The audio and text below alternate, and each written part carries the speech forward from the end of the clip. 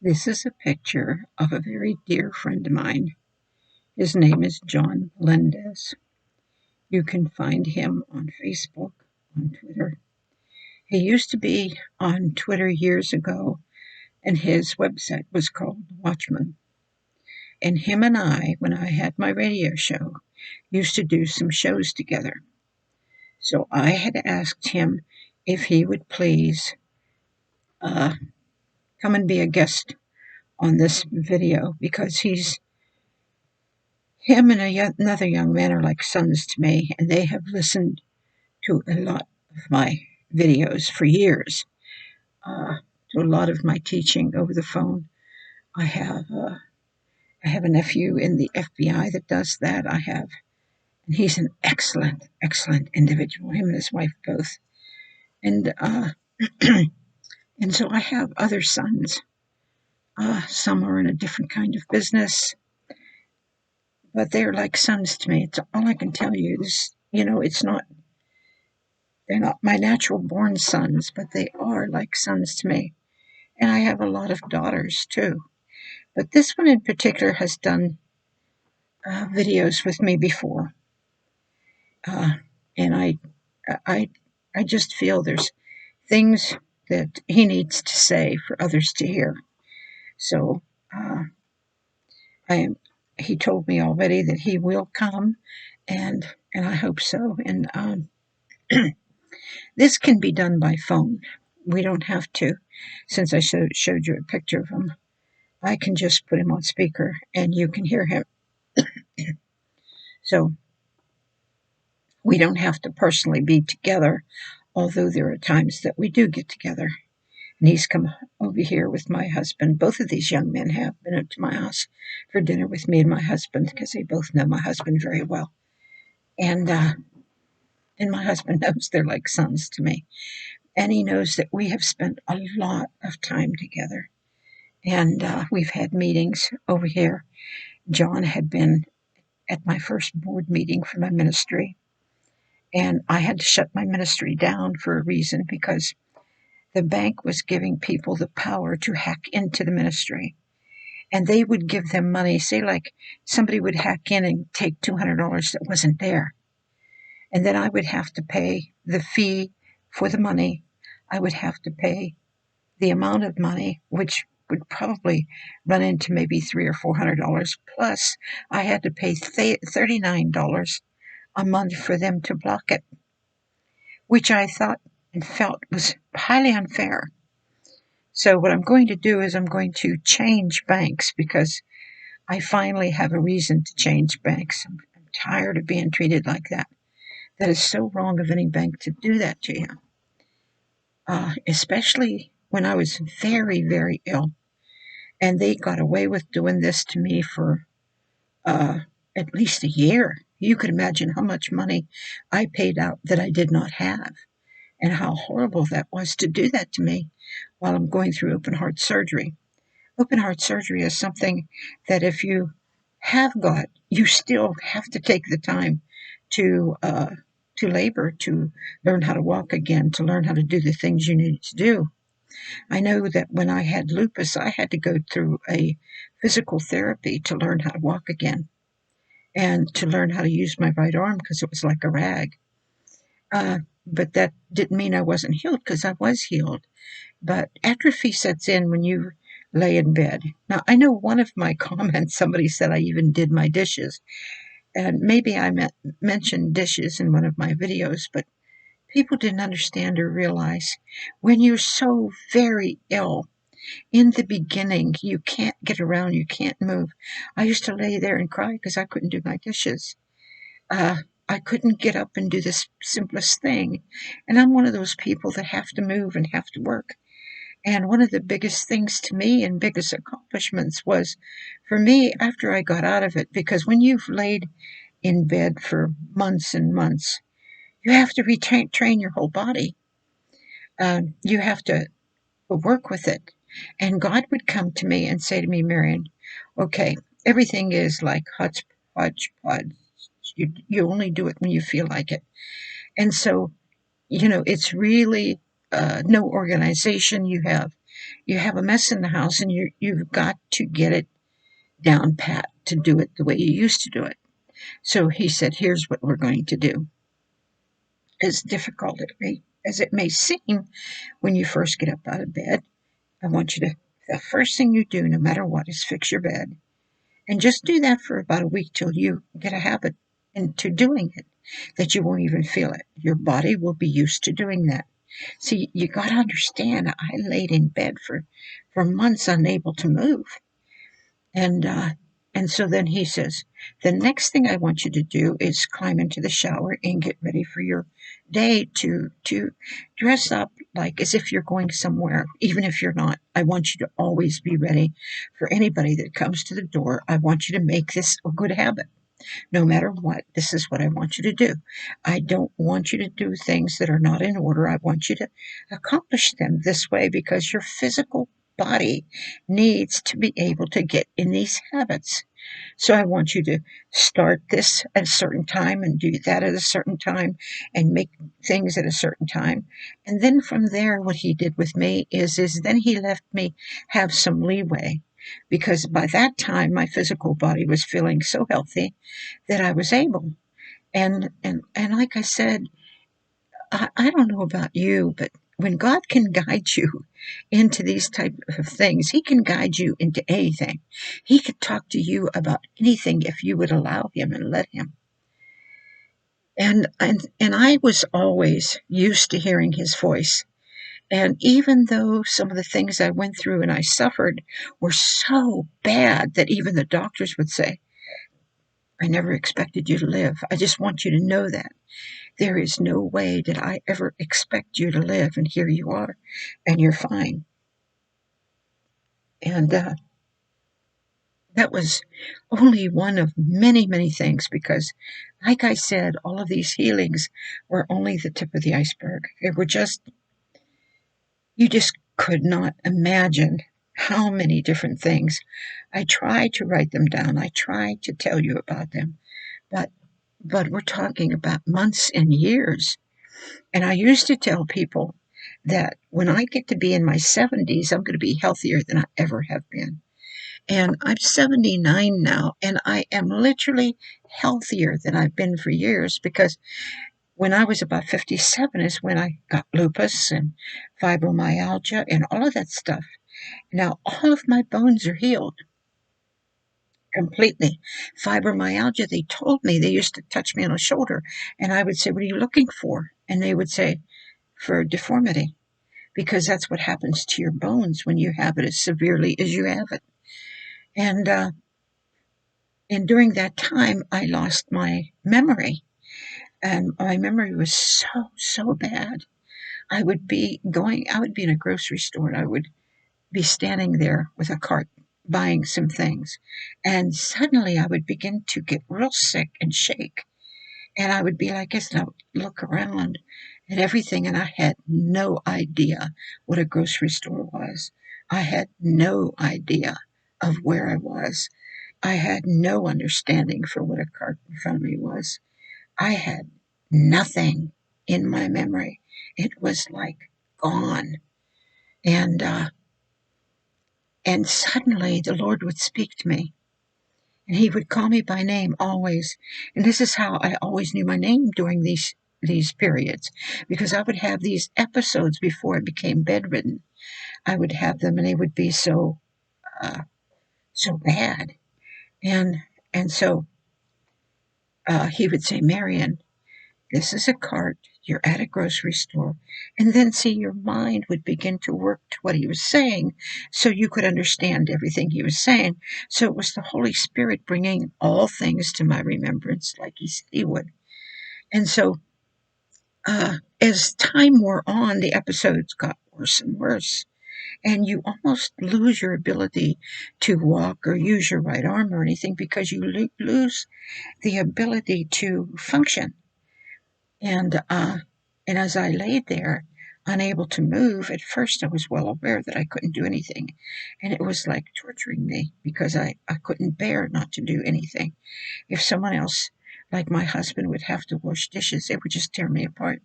I did not feel anybody should ever have to do my job or take care of me. But sometimes you have no other choice. So then, as time wore on, I had 5 doctors. I had a rheumatoid arthritis specialist. I had an internal medicine specialist. I had a neurologist. I had I had all kinds of doctors, and there were 5 of them, and they all took care of me. And I remember them telling me, they said, "You must be having panic attacks.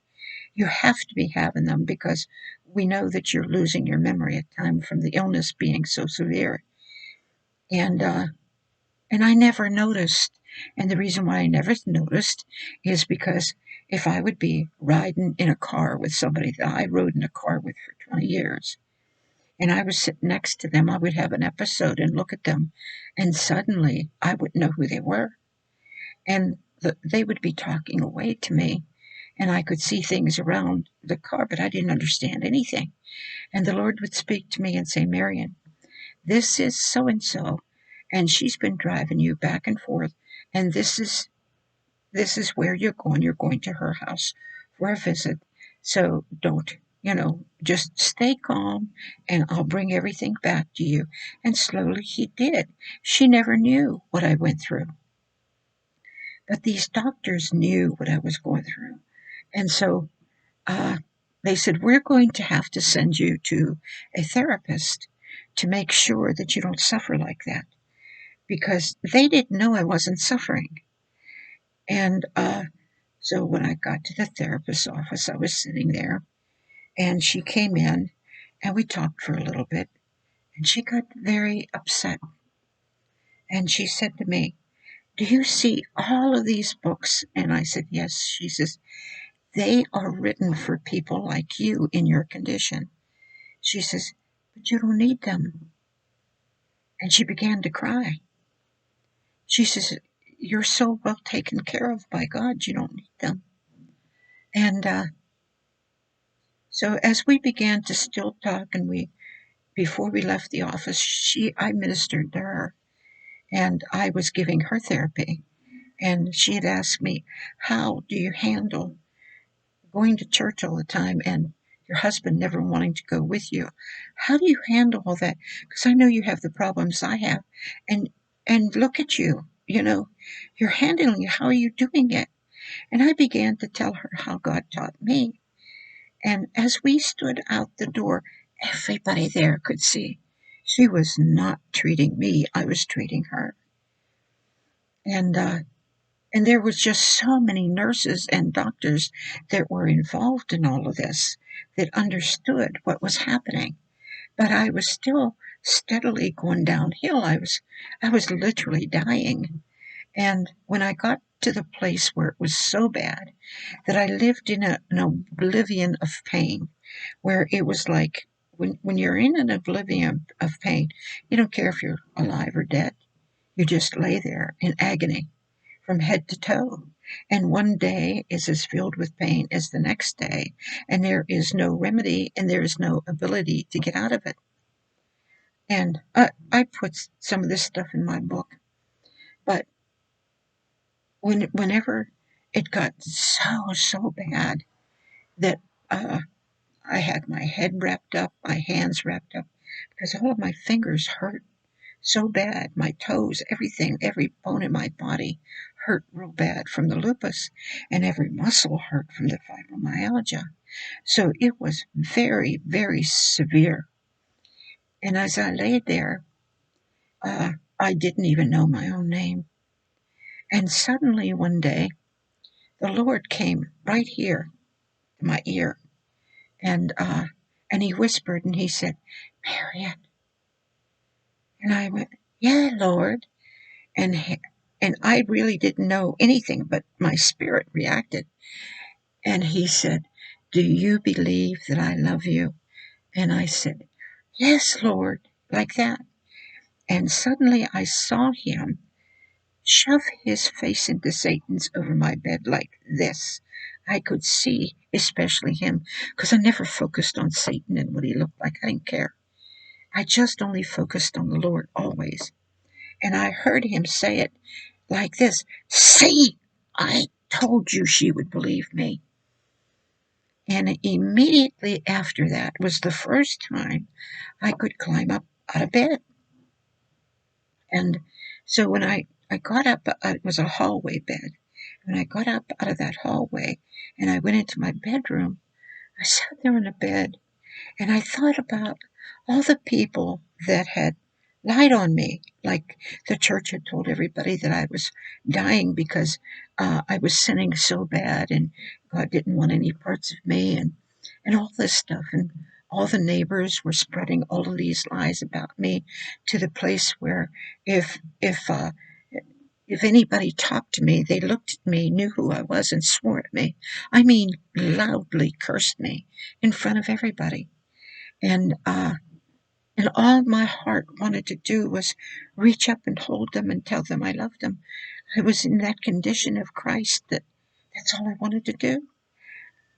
And while I was going through all of that, I was sitting there and I put out my hand about the ministry that had been hurting me so bad for so long, almost 20 years. And I put out my hand like this and I said, Lord, I looked up at him crying with all my heart. Put it within my hand right now to help these people, to do something, to change things. Because I wanted to see them saved. I wanted to see them changed. And the moment I put out my hand and finished that prayer, I turned to the right and saw him come through the wall. And when he came through the wall, his glory was so bright I could not see his face, but I could feel and see his robe. And he came and he put his hand on my head. And when he put his hand on my head, the power of God surged through me the way it did when I was healed of cancer. And I was in the 4th stage of cancer. And I mean, when God touches you like that, you could stay there forever. The feeling of God is so tremendous. You could live under that forever. And I was instantly healed of the lupus. I could get up and walk and do anything. But he, for some reason, and I believe it so I could tell you this, he, for some reason, told me to, because I told him, I says, the fibromyalgia is still here and it's agony. I don't want to live. I want to die. Please take me home. I don't want to live like this if you won't take it. And here's what he said to me. He said, you can't handle this by yourself. I want you to call up, and he gave me the name of the ministry. And he said, I want you to ask them for prayer for the fibromyalgia. He wanted to show me that even though I was real close to him, there are times, like there's a time to call someone else, there's a time not to. And if he instructs you, you need to follow those instructions. You need to do exactly what he says. So when he said that to me immediately, I dialed that number and I told him I had fibromyalgia and I needed healed. And instantly over that phone like that, I was completely healed of fibromyalgia. And that was God proving to me that there are times that we need each other, that we need to have prayer with each other. He doesn't want us depending upon each other. He wants us depending upon him, and he knew I depended upon him. But I was so completely healed. I was so completely dying one day and living the next. And you have to understand, when I went through it with the 4th stages of cancer, I was dying one day, and then when I was completely healed and he touched me, and when he touched me, I'm telling you, the touch was, God, I could stay here forever. When he did that, I mean, it was unbelievable to me, because one day it was like a major adjustment in your mind. One day there's no hopes of living. The next day you're completely well. And that took a major adjustment, believe it or not. So both healings took a major adjustment. And I remember these things so well, like they happened yesterday. Who can tell me that the Lord comes through a wall. And I can tell you why he did. It wasn't because I was so great. It's because everything I went through, I did not ever go against him, ever blame him, ever get upset with him. And everybody that knew me, I had 5 doctors, they all knew what I was going through, and they never once heard me complain. They never once saw me cry. They never anything. I mean, it got to a place where people in the medical field would leave their office and come to greet me. And, even up to one of my last healings in 2012, 5 of the doctors came and wanted to touch me and wanted to shake my hand. And I was still very ill, but they knew that God had pulled me out by miracle. So anyway, I still had to go through physical therapy, and because I needed to be able to walk better than what I was walking. And so they put me through aqua therapy. They took me to, what is that, the YWCA. And I guess, I don't know how long I was there, but I learned underwater how to walk, move my muscles, take care of everything. And finally, when I was completely healed, which I don't know how long it took, then they told me, they said, well, the bill for this is $10,000. Your insurance company refused to pay it. And I mean, my thinking is, oh my, I don't have that kind of money. And they looked at me and they said, you know, we never seen anybody like you. We never seen anybody healed so completely like you are. We're going to just write this off. And they did. It was just like my doctors. My doctors would charge $200 and $300. They were specialists to come into a room to see me, and that's what they charged everybody else. But when they came to see me, they didn't charge me a penny. And because the cancer was so fast moving, they wanted to see me every single day because they were afraid that I was going to die any day. So I don't want to mix all of these healings together because it was a long period of time. The cancer was when I was 40, and the lupus was when I was 57, but the open heart was when I was 75. So these different healings, and I really believe I went through them so I could teach people how to stand up and resist the enemy, how to tell them, get your hands off of me. So because of all of the things that I suffered, even like with the cancer, they would come and say, well, you have to have this nuclear substance put in your bones once every 6 months because you've had cancer so severely, and even though you're healed of it, we have to make sure it never comes back again. Well, because I was just coming out of it, I submitted some to that. And when I realized what they were doing to me, I had to go underground. They had to wear all of this lead stuff, be behind a screen, their hands and everything. Nobody could come near me and put this nuclear substance in my bones where you could see all of the computers. And I got so angry. And after they did that to me, I said, you will never touch me again. I will not go through one thing for cancer. I said, because you put something in me, even you don't know what happens to your bones. And I will never let you touch my body again. And I didn't. I mean, I went through things where the doctors really wanted to get a hold of me, and I said, I can remember one time they said, my doctor said, your liver is swollen 3 times the size it should be. And he wanted to do a sonogram, so I let him. He did a sonogram, and it showed I had a large mass. And he was all upset. He wanted to do a MRI, and I can remember he was so upset. And I said, look, I don't have cancer, and I am not going to get cancer.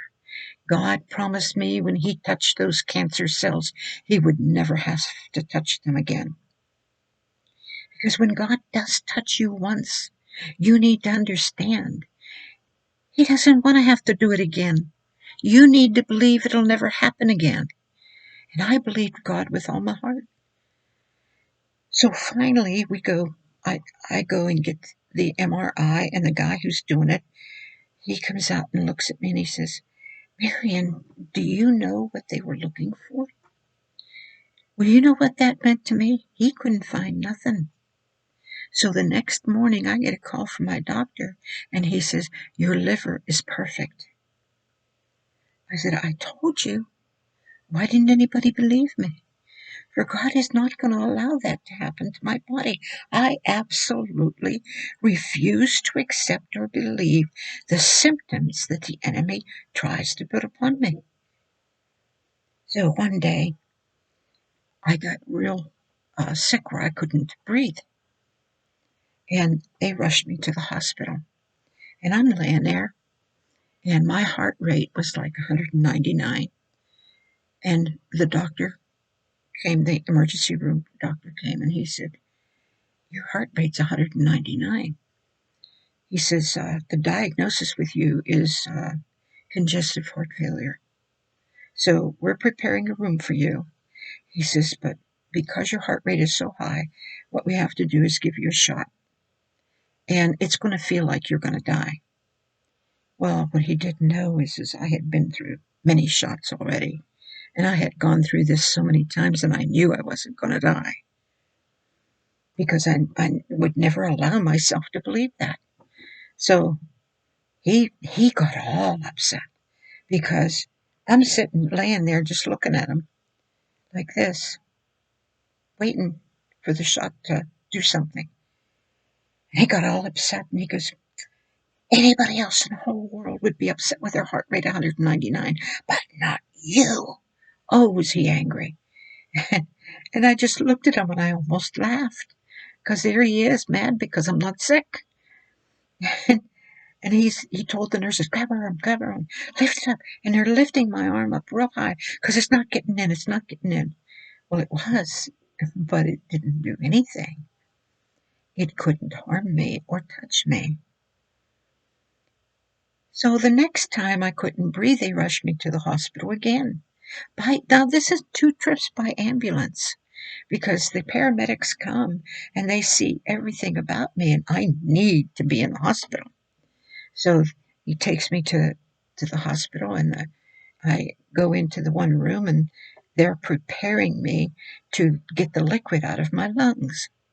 And they have the computers all there and stuff, and they're all waiting for the doctor, and the doctor comes in, and he looks at the pictures that they have taken, and he hollers, who says she has water in her lungs?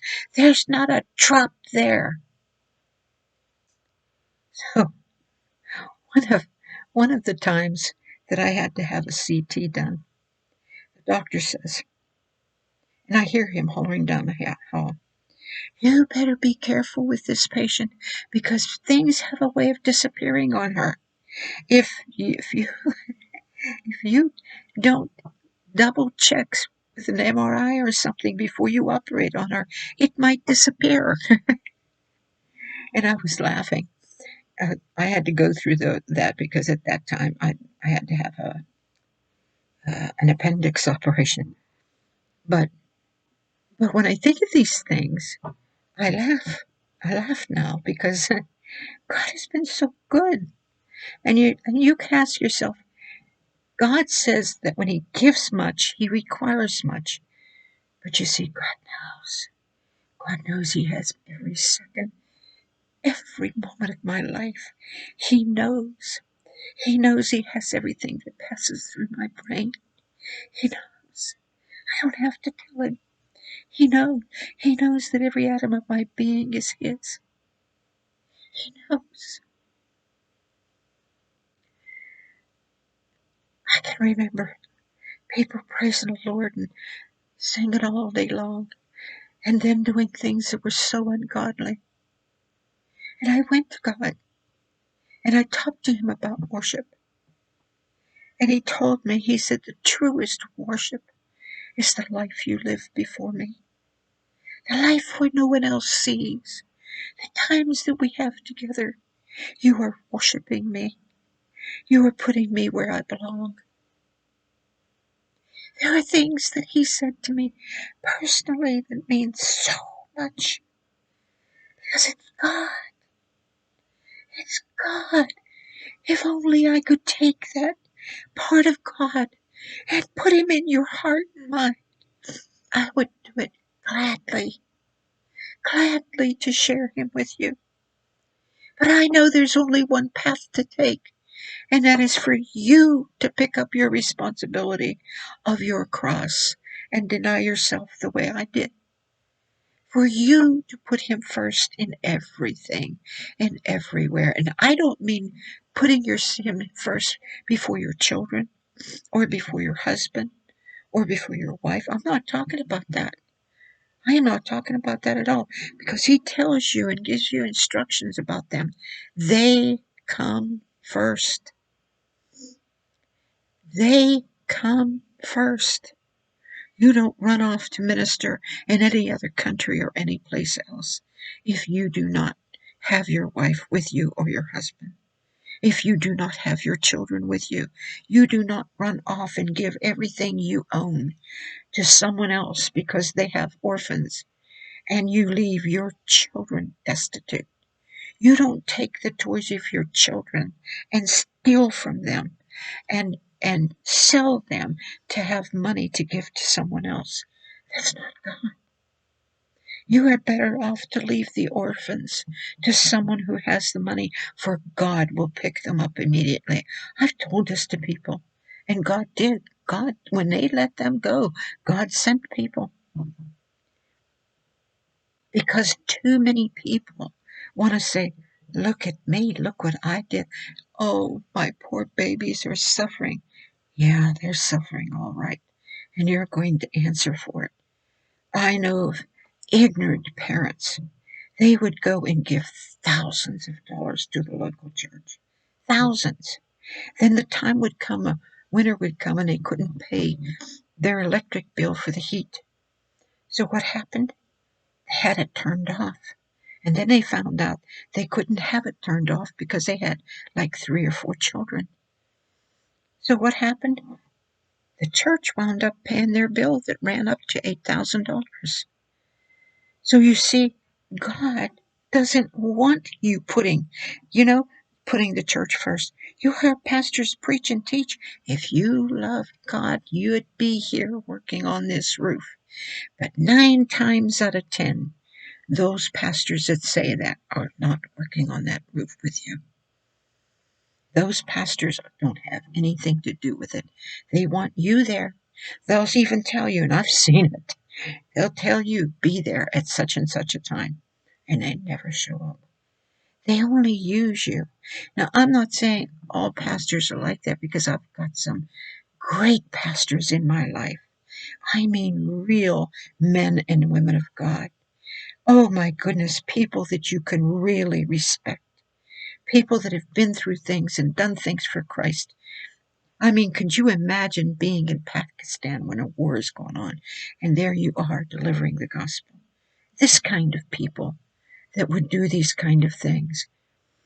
This kind of people that would put God first before everything. And then they would come here, and some foolish, ignorant female pastor who thinks she has it all would look at them and say, I hate these elderly people. They're no good to us. They won't work. They won't go in the food bank and work. They won't kill themselves doing anything because God called them to retire. God called them to rest. She didn't care. She didn't care what they've been through. But all she knew is she wanted it in the paper how they have a food bank. I mean, they wanted it so bad in the paper that they went up to a man who owned a building, a grocery store building, and had the gall to tell him, God says you must give us this building for our food bank.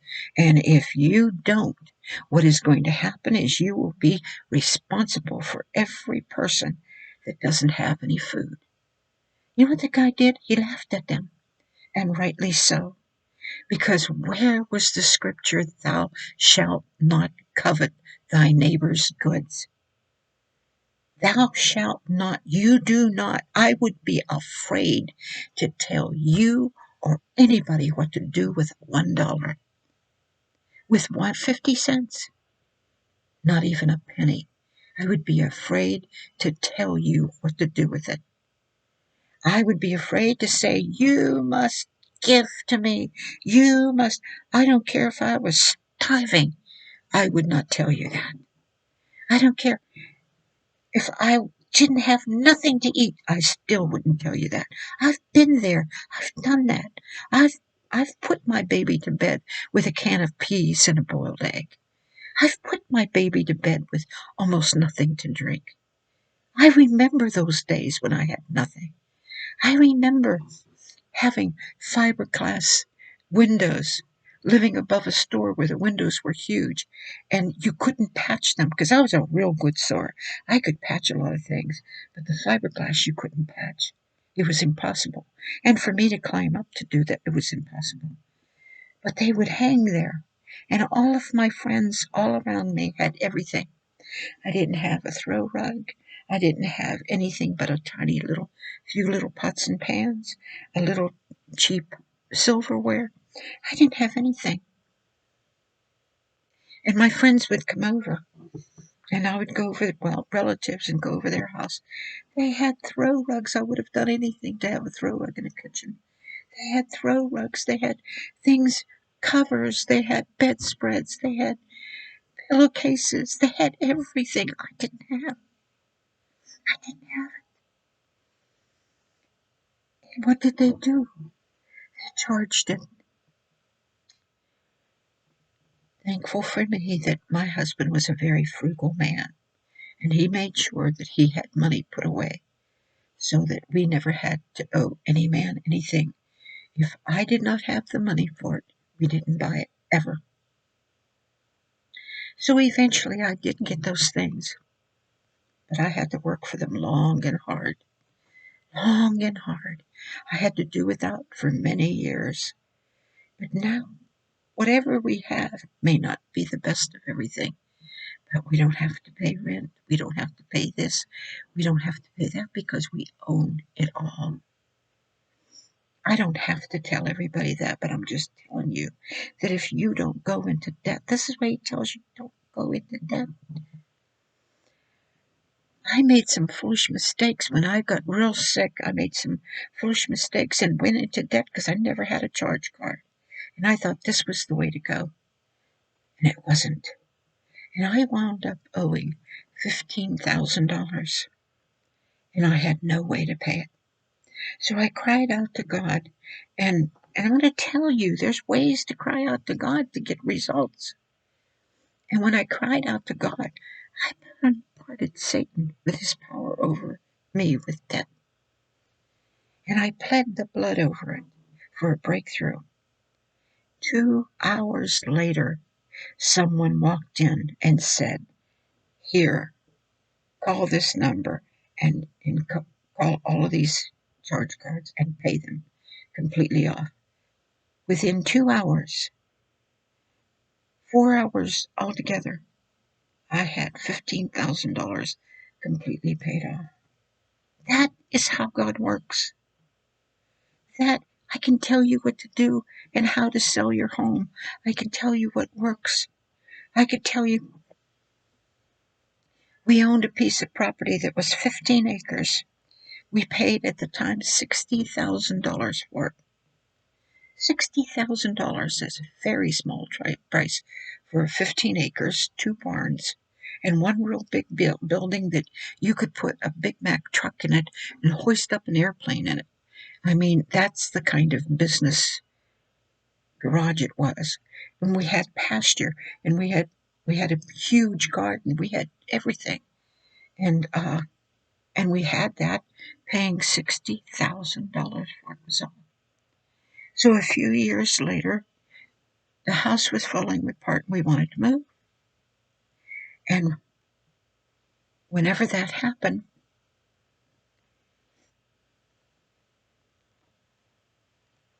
we hadn't decided right away to move, but there was after I became healed, there was a room I had that was all my artwork because I had my own clip art workbook. I had everything. And I had worked so hard for the church that I worked for. And I had done, you wouldn't believe the things I learned to do. I learned how to illustrate. I learned how to do so many things. And I worked very hard. And so I had all this artwork, and I went up there to clean it up out of my room, pack it up, and give it to them rather than take it with me or anything. And when I went into the closet, the Lord said to me, Marion, don't don't pack it up to clean up this room. Pack it up to move. You're going to be out of this house so quick, you won't even know what hit you.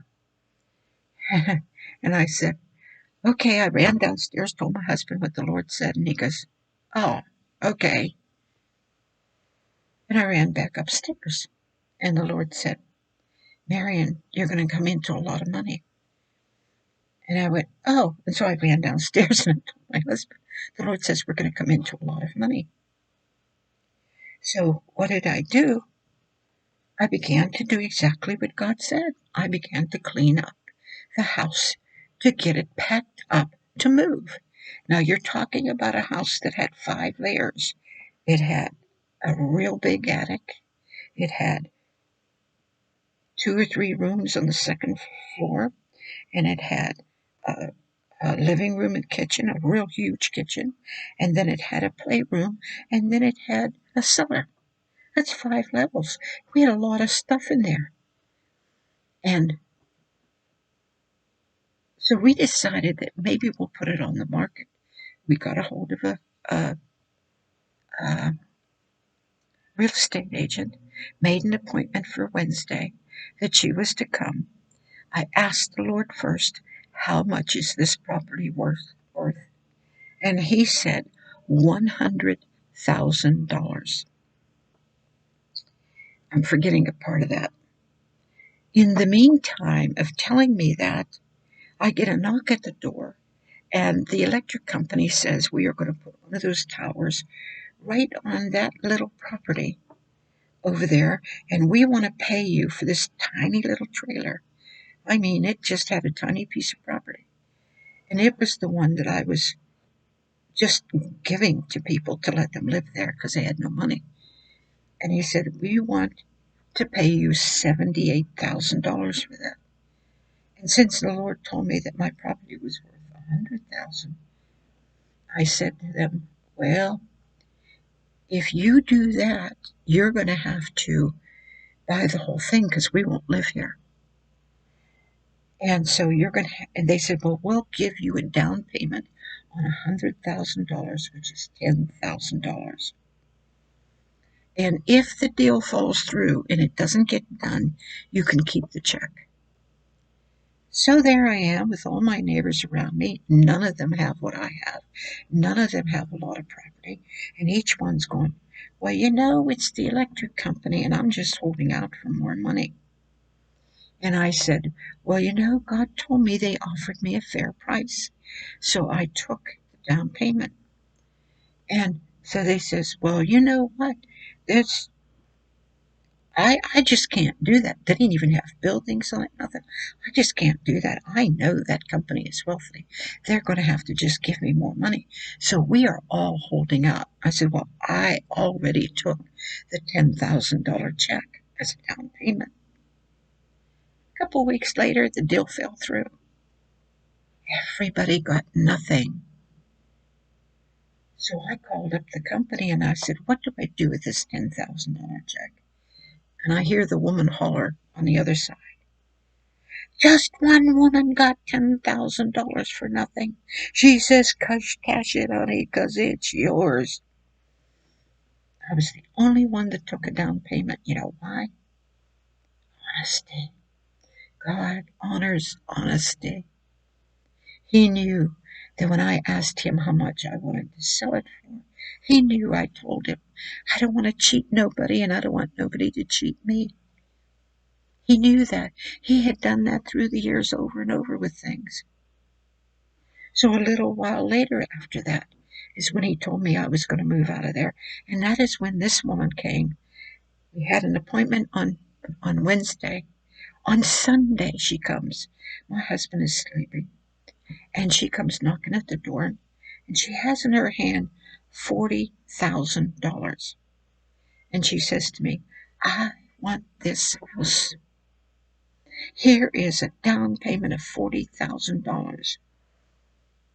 And I looked at her and I said, don't you want to see the inside of the house?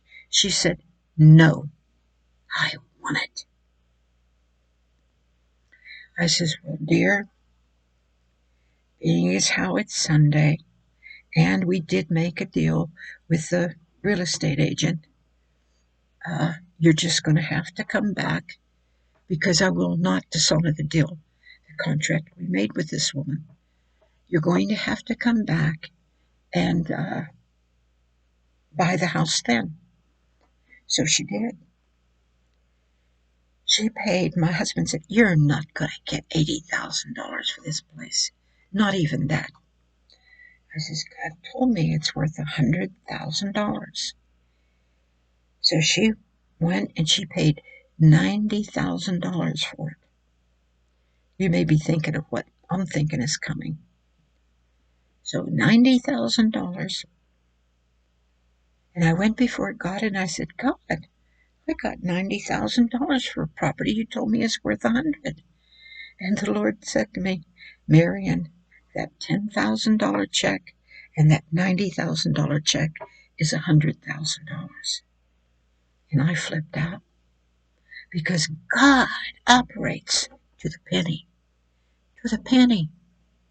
And I have many more testimonies because these testimonies will enlighten you on how to do dealings in the world and how to make sure you do not step out of the place that you belong in integrity, in keeping yourself and making sure that nobody persuades you to go out and do whatever it is. I mean, my own dad came to me and wanted to buy a trailer, which was my trailer. And he said, they tell me I can't get it unless I lie. I have to lie to buy it. And I said, nobody ever has to lie. I promise you that if you tell them the truth, you will get your trailer. And he did. He did. He got the trailer without lying. And he was shocked. Because that's how it is. You either believe or you don't believe. You either do or you don't do.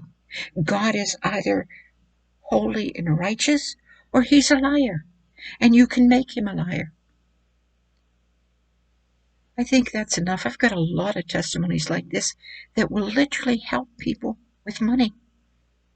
With money, how to have the right attitude and the thinking towards God and the things of God. So I'm going to let you go because this is a long one.